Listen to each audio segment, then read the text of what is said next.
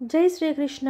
పూర్వం భారతవర్షంలో యదువు రాజవంశంలో ఒక రాజు ఉన్నాడు. ఆయనే సూర్యసేనుడు. ఆయనకు ఒక పాప పుట్టింది. ఆమె పేరు పృథ.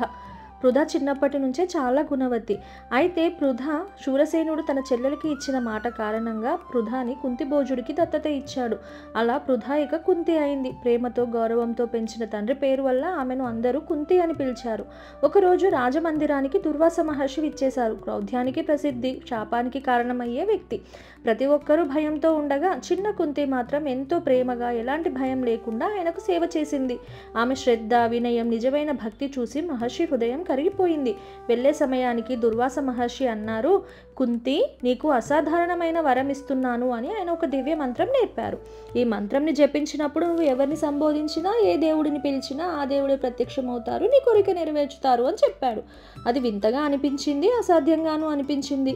కానీ మహర్షి చూపులో ఆ దివ్యత స్పష్టంగా కనిపించింది. రోజులు గడిచాయి. కుంతి ఒకరోజు తన గదిలో ఒంటరిగా కూర్చొని ఆలోచిస్తూ, ఇది నిజంగా మహాశక్తినా, నిజమేనా, లేక మహర్షి నన్ను పరీక్షించాలనుకున్నారా అని అనుమానం, ఆసక్తి, భయం అన్నీ కలిసి అది ఒకసారి ప్రయోగం చేయాలని నిర్ణయించుకుంది. దుర్వాస మహర్షి ఇచ్చిన మంత్రాన్ని జపిస్తూ సూర్యదేవుని సంబోధించింది.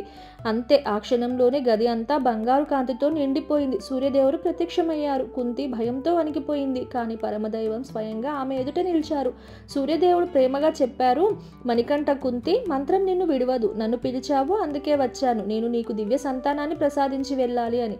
కుంతికి ఏమీ అర్థం అవ్వలేదు. ఆమె చిన్నదే, పెళ్లి కానిదే, ప్రపంచం తెలియని వయసు. ఆమె ఏడుస్తూ వేడుకుంది, దేవుడా, నేను కేవలం పరీక్ష కోసం మంత్రం ఉపయోగించాను. నాకు సంతానం అవసరం లేదు, దయచేసి నన్ను రక్షించు అని. కానీ సూర్యదేవుడు వినలేదు. దివ్య కాంతి మధ్య సూర్యదేవుని ప్రసాదంతో ఒక శిశువు జన్మించాడు. ఆబాల గోపాలుడిలా అందమైన శిశువు. పుట్టుకతోనే కవచం, కుండలం ధరించుకొని కుంతి ఆ శిశువును ప్రేమతో చేతుల్లోకి తీసుకుంది. కానీ ప్రపంచం ఏమనుకుంటుంది? అవివాహిత బాలికకు పుట్టిన శిశువు అంటే రాజ్యంలో అవమానం. ఆ భయం వల్ల ఒక తల్లి గుండెను ముక్కలు చేసింది, వేదనతో, కన్నీళ్లతో. కానీ శిశువు భవితవ్యాన్ని కాపాడాలనే తల్లి మనసుతో ఆమె శిశువును ఒక పెట్టెలో పెట్టి గంగలో నెట్టింది. అదే శిశువు కర్ణుడు. కుంతి మంత్రశక్తి, దివ్యవరం, ఒక అమాయక పరీక్ష, అదే మహాభారత మహాయుద్ధానికి మొదటి బీజం అయ్యింది. ఇక్కడే కథ ముగియదు. ఇది కేవలం ఆరంభం మాత్రమే. ఈ ఒక్క ఘటనే తర్వాత పాండవులు కౌరవుల మధ్య జరిగిన యుద్ధానికి కారణం. తర్వాత ఏమైంది? కర్ణుడు ఎక్కడ పెరిగారు? ఆయన ఎవరి చేత పెంచబడ్డాడు? కుంతికి మంత్రం వల్ల ఇంకేమి జరిగింది?